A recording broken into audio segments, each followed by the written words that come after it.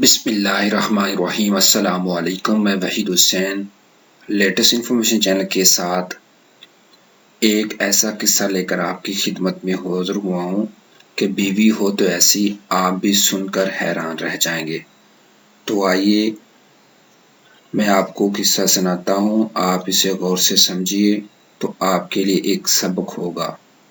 بیوی ہو تو ایسی، ایک بادشاہ محل کی چھت پر ٹہلنے چلا گیا۔ ٹہلتے ٹہلتے اس کی نظر محل کے نزدیک گھر کی چھت پر پڑی، جس پر ایک بہت خوبصورت عورت کپڑے سکھا رہی تھی۔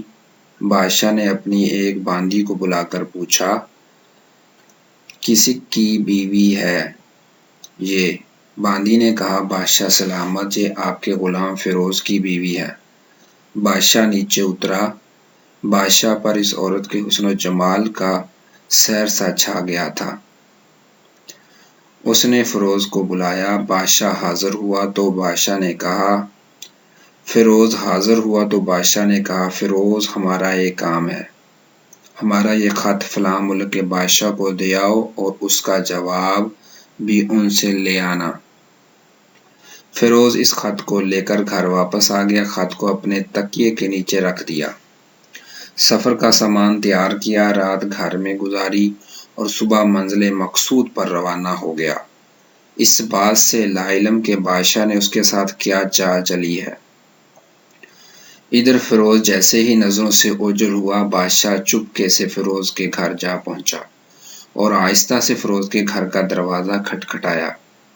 فیروز کی بیوی نے پوچھا، کون ہے؟ بادشاہ نے کہا، میں بادشاہ ہوں، تمہارے شوہر کا مالک۔ تو اس نے دروازہ کھولا۔ بادشاہ اندر آ کر بیٹھ گیا۔ فیروز کی بیوی نے حیران ہو کر کہا، آج بادشاہ سلامت یہاں ہمارے غریب خانے میں؟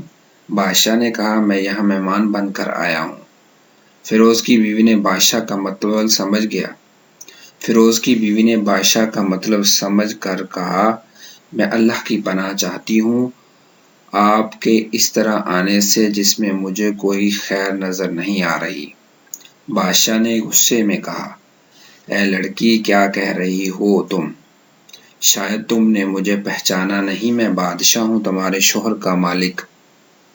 فیروز کی بیوی نے کہا، بادشاہ سلامت، میں جانتی ہوں کہ آپ ہی بادشاہ ہیں، لیکن بزرگ کہہ گئے ہیں کہ شیر کو اگرچہ جتنی بھی تیز بھوک لگی ہو، لیکن وہ مردار تو نہیں کھانا شروع کر دیتا۔ اور کہا، بادشاہ سلامت، تم اس کٹورے میں پانی پینے آ گئے ہو جس میں تمہارے کتے نے پانی پیا ہے۔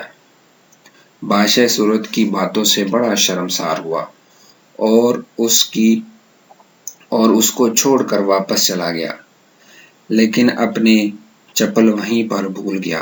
یہ سب تو بادشاہ کی طرف سے ہوا۔ اب فیروز کو آدھی راستے میں یاد آیا کہ جو خط بادشاہ نے اسے دیا تھا وہ تو گھر پر ہی چھوڑ آیا ہے۔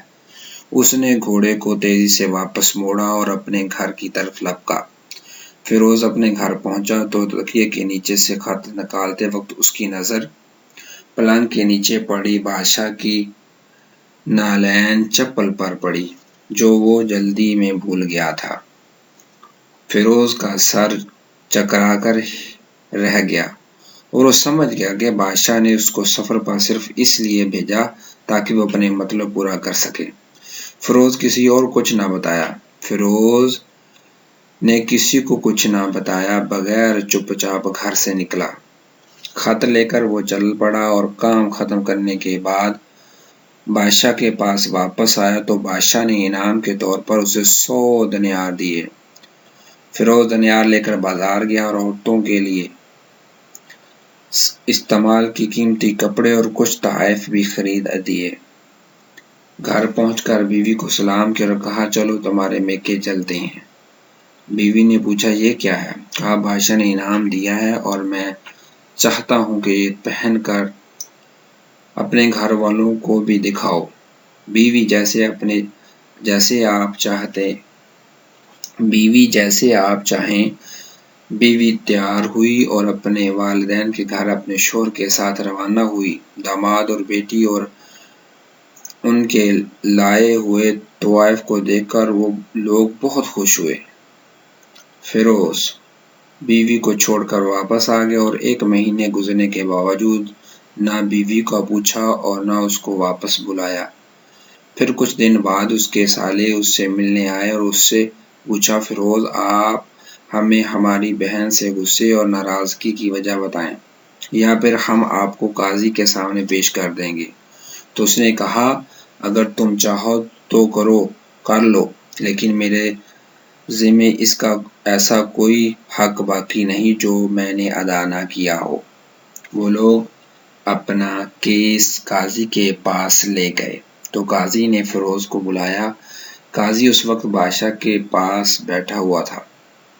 لڑکی کے بھائیوں نے کہا، اللہ بادشاہ سلامت اور قاضی الفدا کو قائم و دائم رکھے۔ قاضی صاحب، ہم نے ایک سرسبز باغ، درخت، پھولوں سے بھرے ہوئے اور ساتھ میں میٹھے پانی کا کنواں اس شخص کے حوالے میں دیا تو اس شخص نے ہمارا باغ اجاڑ دیا، سارے پھل کھا لیے، درخت کاٹ لیے اور کنویں کو خراب کر کے بند کر دیا۔ قاضی فیروز کی طرف متوجہ ہو کر پوچھا، ہاں تو لڑکے، تم کیا کہتے ہو اس بارے میں؟ فیروز نے کہا، قاضی صاحب، جو باغ مجھے دیا گیا تھا وہ اس سے بہتر حالت میں انہوں نے واپس کر دیا ہے۔ قاضی نے پوچھا، کیا تم نے باغ تمہارے حوالے ویسے ہی حالت ویسے واپس کیا ہے جیسا پہلے تھا؟ انہوں نے کہا، ہاں ویسے ہی حالت میں واپس کیا ہے، لیکن ہم اسے باغ واپس کرنے کی وجہ پوچھنا چاہتے ہیں۔ قاضی، ہاں فیروز، تم کیا کہنا چاہتے ہو اس بارے میں؟ فیروز نے کہا، قاضی صاحب، میں باغ کس بغض یا نفرت کی وجہ سے نہیں چھوڑا، بلکہ اس لیے چھوڑا کہ ایک دن میں باغ میں آیا تو میں نے دیکھا، شیر کے پنجوں کے نشان دیکھے تو مجھے خوف ہوا کہ شیر مجھے کھا جائے گا۔ اس لیے شیر کے اکرام کی وجہ سے میں نے باغ میں جانا بند کر دیا ہے۔ بادشاہ یہ ٹیک لگائے یہ سب کچھ سن رہا تھا اور اٹھ کر بیٹھ گیا اور کہا، فیروز، اپنے باغ کی طرف امن اور اطمینان ہو کر جاؤ، واللہ اس میں کوئی شک نہیں ہے کہ شیر تمہارے باغ آیا تھا، لیکن وہ وہاں پر نہ تو کوئی اثر چھوڑ سکا، نہ کوئی پتا توڑ سکا اور نہ ہی کوئی پھل کھا سکا۔ وہ وہاں پر تھوڑی دیر رہا اور مایوس ہو کر لوٹ گیا، اور خدا کی قسم میں نے کبھی تمہارے جیسے باغ کے گرد لگی مضبوط دیواریں نہیں دیکھی۔ تو فیروز اپنے گھر لوٹ آیا اور اپنی بیوی کو بھی واپس لے آیا۔ نہ تو قاضی کو پتہ چلا اور نہ ہی کسی اور کو کہ ماجرا کیا تھا۔ کیا خوب بہتر ہے اپنے اہل و عیال کے راز چھپانا تاکہ لوگوں کو پتہ نہ چلے۔ اپنے گھروں کے بھید کسی پر ظاہر نہ ہونے دو۔ اللہ آپ لوگوں کو خوشیوں سے بھر دے گا۔ آپ کو اور آپ کے اہل و عیال کو اور آپ کے مال کو اپنے حفظ و ایمان میں رکھے، آمین۔ اور ہاں، سوچنا لازمی، شکریہ دعا میں یاد رکھنا۔